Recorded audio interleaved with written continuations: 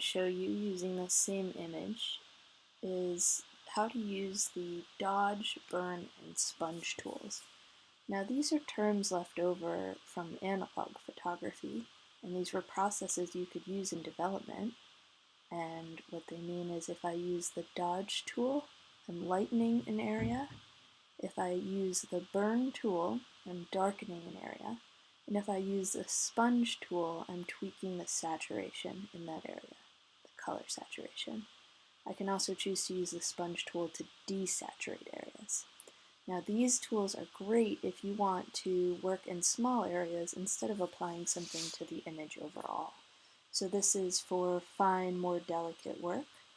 And let's say I wanted to come in and darken some parts of this ram's face and some of its fur.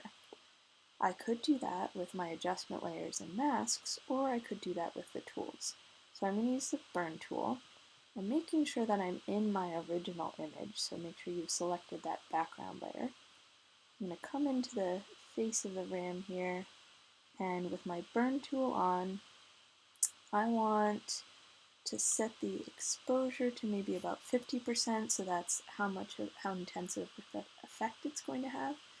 And I want to be affecting the midtones, or actually the highlights here. So I'm just going to tone down the highlights a little bit, and let's see what happens.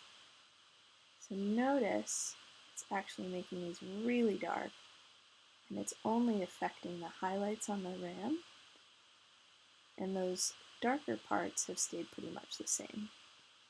I don't like that at all. I'm going to undo, Command Z. Let's see if I just affect the shadows with this same tool.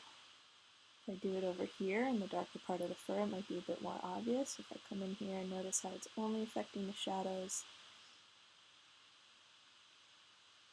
I'm getting a bit more contrast in the ram's fur.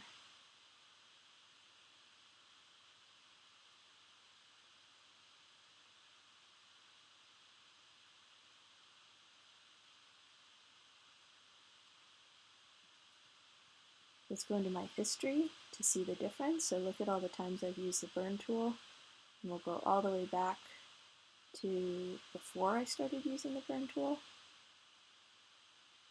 and see the difference on the ram. And now we'll go to the burn tool. Notice how much deeper all those shadows are.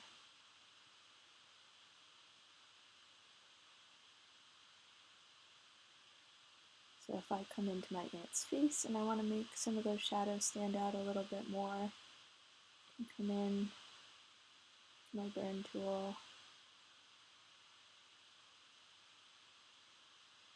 Just getting a little bit more pop and more detail on her face here. So let's see again before and after.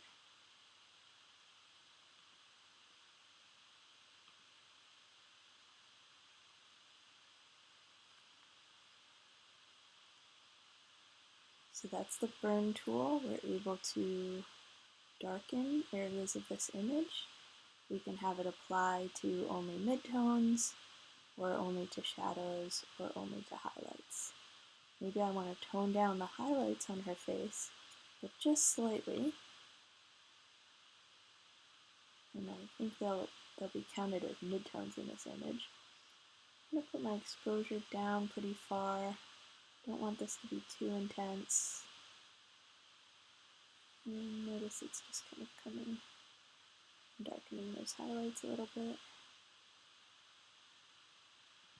Okay, again, before and after. This one's a little bit more obvious. So that's the burn tool. We can also lighten things using the dodge tool, and it works in a similar way. So let's say I wanted to actually take this shadow that the sheet casts and erase it so it doesn't look like there's any shadow below the sheet anymore. I'm going to say that's probably the shadows that I want to be affecting. And I'll keep it at pretty light, maybe a little bit more intensity. And come in here.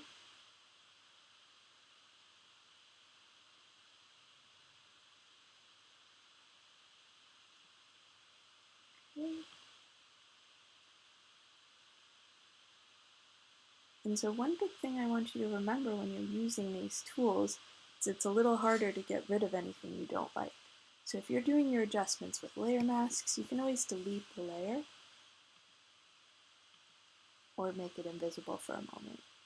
To get rid of anything you do with one of these tools, you'll have to go back in your history. And you may hit a point where you've done it so much that you can't access the history from earlier on. So make sure you're working carefully and you're happy with what you do using these tools, because it's a little bit harder to go back and tweak later on.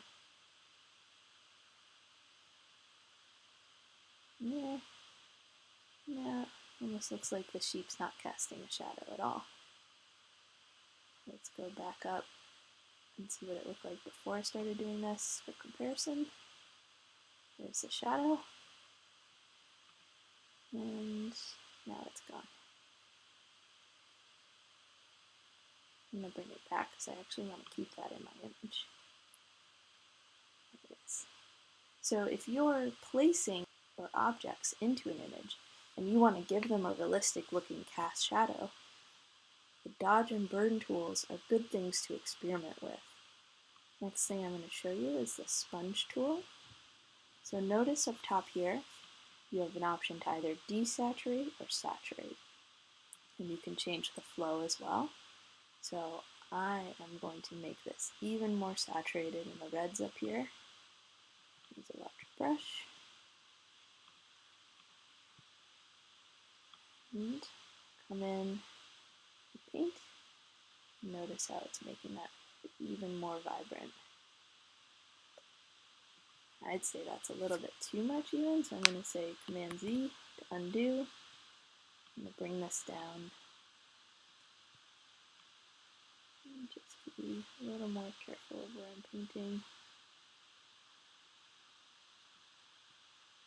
Maybe it just looks like the light's hitting that part. It's particularly red. A couple spots down here as well. And maybe I want to make that tree in the background pop a little bit more.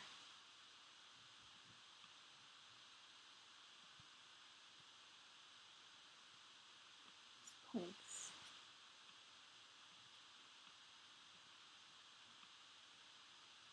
The background of the barn.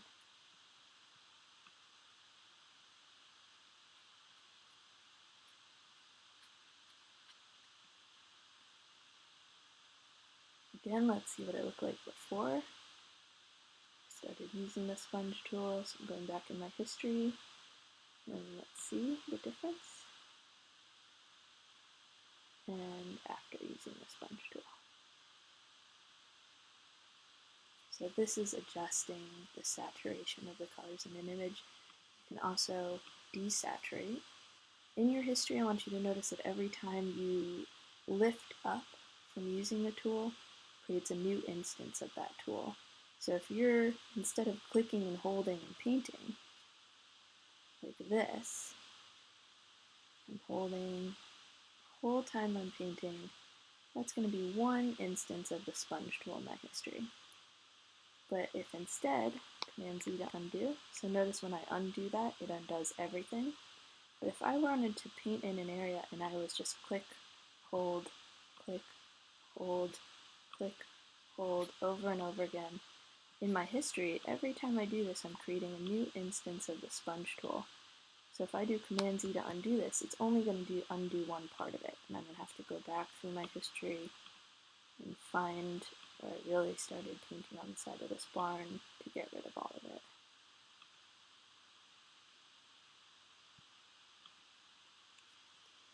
So those are the dodge, burn, and sponge tools. They're for fine-tuning, tweaking an image, adjusting smaller sections. They're also incredibly useful if you're trying to create fake shadows or edit out shadows in an image. Hope that was helpful, and I'll see you in class later.